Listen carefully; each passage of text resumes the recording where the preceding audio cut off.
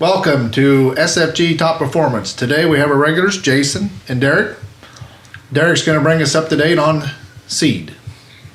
You bet. So this week, we caught some more weather this week. Another, planning week in my world, you could say. But what I got started on is a lot of the soybean and corn prescriptions I do. You know, the end of February, beginning of March, we get kind of a lull with sales a little bit with people talking, and we get a little time to get prepared for spring. So I've been working on the prescription maps that I make, and we've talked about them before, but I just wanted to remind everybody that when we're making corn and soybean prescriptions, the idea for corn is to, we're putting a higher population in the good areas of the field, and we have a lot of variability in our southern Iowa field, so we have those top ridges that can do 200 plus bushel, and we can really push those if we put 36,000 out there, and we've dabbled around with 38,000, and I haven't done it personally, but I've heard of some 40,000 out in our area on the really good part of the field, and that's definitely some high population. It's definitely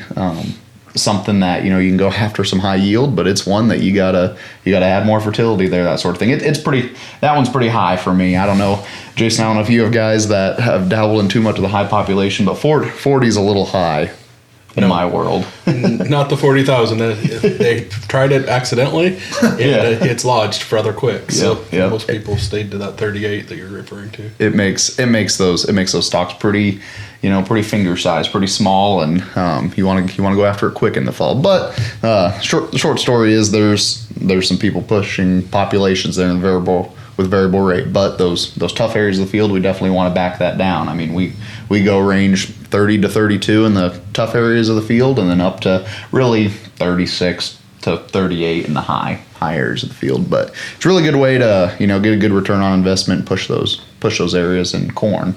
Again, on soybeans, we think about it opposite. We're putting less seed in the high producing areas of the field, and rough numbers, 10,000 plants an acre is about $3 or $3.50. So if you can back down just 10,000, I mean that's savings of $3 an acre. And then we've seen the same in the good areas of the field. We've seen the same yield going from 140 to 130, for example. So there's really no reason, if you have the capability of variable rate, there's really no reason not to. It's just a little bit of cost savings, and we haven't really seen an increased yield by going to that lower rate.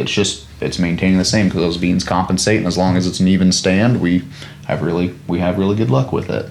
And in those tough areas on soybeans, we like to up the population a little bit because those plants only get so big just because of that micro environment right around the plant. It's just if it's a clay knob, it's just not going to let that bean get big enough and compensate for a lower population. So we would just want to add a few more to make those beans have a few more beans in those areas, get a little bit better yield. Other things in seed this week is our seed availability. We're sitting as a company really good. I have 95% of my seed in. I've been taking it as quick as possible, just with all the trucking issues and availability issues, getting stuff around. And seed's been pretty available, as they always have to have a supply of seed because they roughly know how many acres are going to be planted. But we're sitting really good, and I've taken it as early as I can. So we're going to start moving some here within the next month already. Get it out to some farmer sheds, and we have some extra for those acres that shift around, and the only thing we're waiting on is some of the really popular stuff that was late orders, that sort of thing. So overall we're sitting really good. So I'm really happy with where we're at with our seed availability this year. Other calls I've been getting on this week has been frost seedings, and had a lot of good conversations about those, even with warm season grasses, some of our later grasses. And Jason, I think you've been getting some calls too. What has kind of been the talk in the frost seeding world? It's been very popular this week. Everybody's seeing a lot of this of the hay ground went to crops. What the prices are in their corn and soybeans, so we lost some hay ground there. So they're thinking, hey, I need to produce enough tons to make up for that. So I had 5 or 6 calls throughout the week wanting to know, what do I seed with? I have some alfalfa, and of course you can't put alfalfa in the alfalfa. So there's a few options that you can go with. Medium red clover is common. It's cheap. It's everybody uses it and everybody knows it. So there's some other things. I like the 3-year medium red clover, the duration clover. it comes back and you can cut it again. Typically you get 2 good cuts rather than 1, and it costs a little more, but it's definitely worth it, and it frost seeds very well, just like the medium red. So if you're going to use a clover, I would look at that and spend it a little bit more on your clover and getting a value out of it, because it lasts 3 years. It's there, good to go, and it's way better hay. It cures better. You don't have the brown hay when like you do with clover. Right. And it's the time of year to frost seed. When that, now we've had some snow, so the stuff that was done earlier this week, it's perfect. We have that snow cover on top to take it in and make it work. Another thing is trefoil. We talked about the warm season grasses. The trefoil grows when it's hot, when nothing else will, in a pasture especially. So, it does very well in July and August. I've had a lot of questions. There must be a beef producer magazine that mentioned putting warm season grasses in with your cool season grasses, and that is not a recommendation I would make to anybody because of the competition. It takes 2 different practices. Your warm season grasses, you clip above 8 inches, and you need to keep some growth there or they're not going to come back. In the cool season, or your cool season, your orchard and your brome and your typical grasses, they're going to smother that out early, and they're not going to allow it to grow and flourish like it should when it does warm up. So I don't have, it's not a recommendation that I would recommend to put that warm season grass in the same area as that. Now, if you have an area in the pasture where the cool season grasses have kind of faded away and there isn't much there, try an acre or 2 of that warm season grass. So you have some areas that you can do that with. Have some summer grass in the pasture, and if it's a larger pasture, more acres is fine. But I don't recommend mixing them together just because of the management practices and the competition, and there's so many factors that don't allow them to flourish well and to work together as well as we would like. So. Right. And we had a lot of questions on establishment, as if and grasses in a frost seeding is a little more risky than clover, that sort of thing. They're just not quite as hardy, and especially those warm season grasses, the big blue stem, little blue stem, Indian grass. Those they really need 50-degree soil temps to germinate well. So a frost seeding, we're setting them out there, and they just have to wait there, and then they're subject to rotting in the field or rodents or that sort of thing. So it can work to frost seed a warm season in general, but it's just a little more risky, and we like to frost seed and mix with cool season grasses in a pasture too, and we can that growth slows down in the summer, but if you get a good stand out there, you'll still be able to have cows out.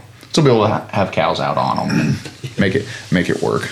But one issue we have with the grass is, your orchard and your brome are relatively light, and to frost seed you have to do a spinner application typically to make it work, and they only fly 12 feet.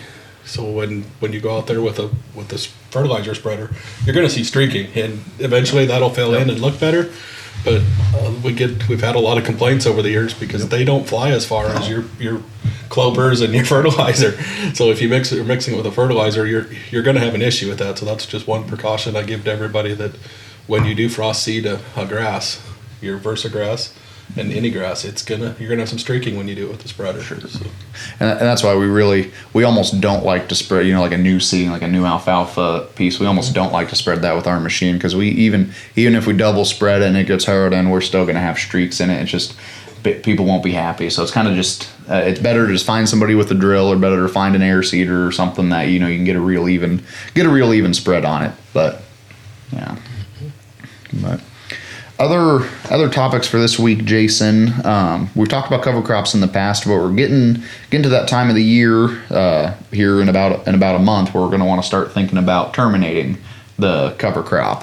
What is the best practice for terminating those cover crops that overwinter? Well, you have the group that wants to chop them, so they want to follow different practices, obviously.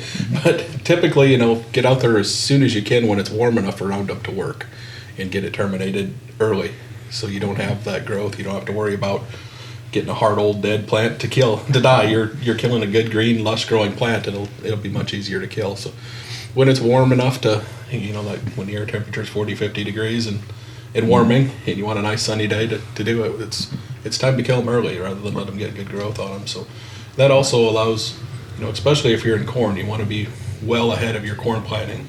So it allows anything that could be an adverse effect for that to be dead and for us to avoid all of them. So Right. We've had a lot. We almost don't like to get the spring above a foot tall. Is kind of what my rule of thumb is. And like you say, especially with corn, you want that dead a couple weeks before you even plant corn, if possible, because it can rob some nutrients from it. But Charles, what's been going on in the application world this week? Well, the snow finally disappeared, and we got a new blanket this morning, but we've been out applying dry fertilizer, some Super Grow. We'd like to do a little bit of lime, but the conditions, it's been way too cold. We can't get it out of the trucks. Looks like we'll be able to apply a little bit the rest of the next week.